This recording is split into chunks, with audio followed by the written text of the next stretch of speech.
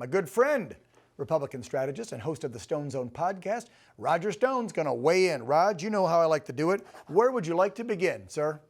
Well, let's start with Elon. I mean, Elon is a hero. Yes. Elon had no problems with the federal government and any of his companies until he bought Twitter, renamed it X, and set it up as a platform where people of divergent views could actually have a voice. Amen. So uncensored. It's not perfect, but it's damn good. And that got him targeted. Suddenly, Elon found out he was the target of 9 different federal investigations into his various companies. I think Elon figured out before the last election that if Donald Trump was not elected, that they would, pardon the expression, trump up some fake charges against the richest man perhaps in the world and seek to incarcerate him at the same time they destroyed his companies. Instead, he's done an incredible job here because, Dan, he didn't just find millions or billions in waste, fraud, and abuse. He literally found trillions. Yep.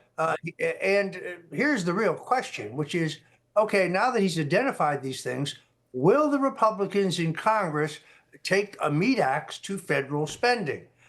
They did not do so in the big, beautiful bill, No. although there is a structural argument that wasn't really the place to do it.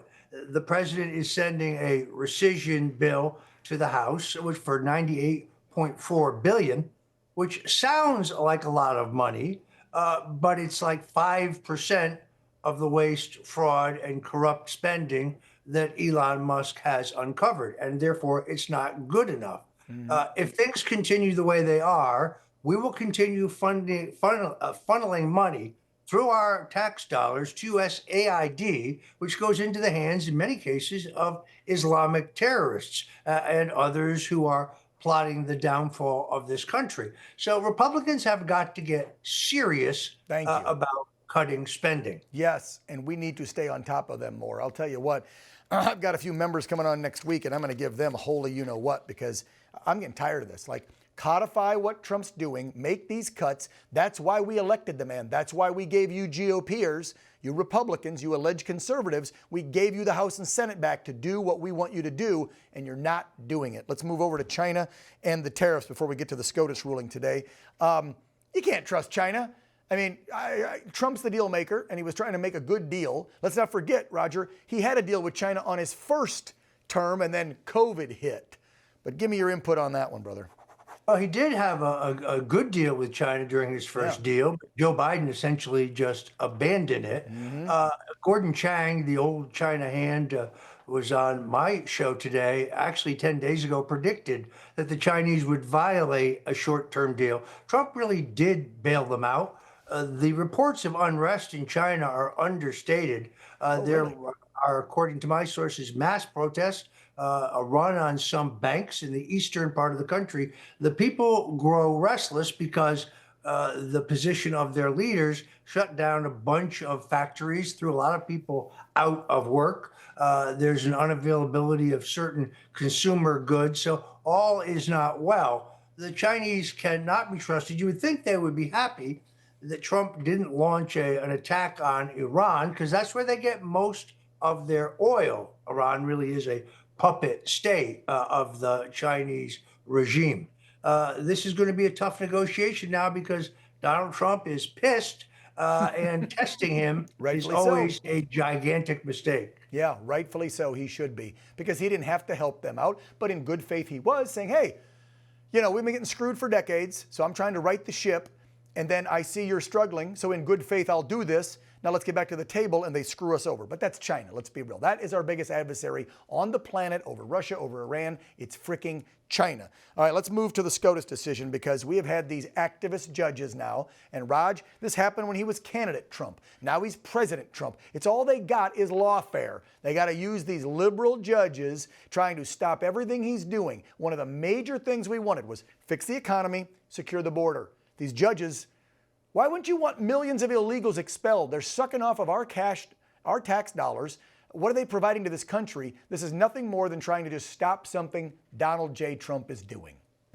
As you know, we had a D.C. District Court judge rule the President of the United States does not have the authority to deport dangerous, illegal gangbanger criminals. That went all the way to the Supreme Court, where Trump won. Now, this week, it's a new little game. Out of nowhere, the International Court of Trade. Have you ever heard of that, Dan? Because No. I certainly haven't. There is one? It's an obscure court in Manhattan, New York City, that for decades has ruled that presidents have an absolute authority to conduct tariff negotiations. It was only a week ago that a federal judge in Florida, T.K. Wetherall, said that the president clearly had the authority to conduct these tariff negotiations based on his claim of economic emergency, as well as the emergency of the flood of illegal drugs coming into our country, particularly from China. Also, the incredibly dangerous trade imbalances. But Wetherall didn't issue a ruling. He just said that. Then he bounced this to this obscure three-judge panel in New York City that said Trump can't even negotiate tariff deals with other nations. Now, the Trump legal team swung into action, went immediately to a federal appeals court, which put a stay on the International Trade Court's decision that said that Trump had to stop negotiating. So the negotiations have picked up yet. That's not a final decision.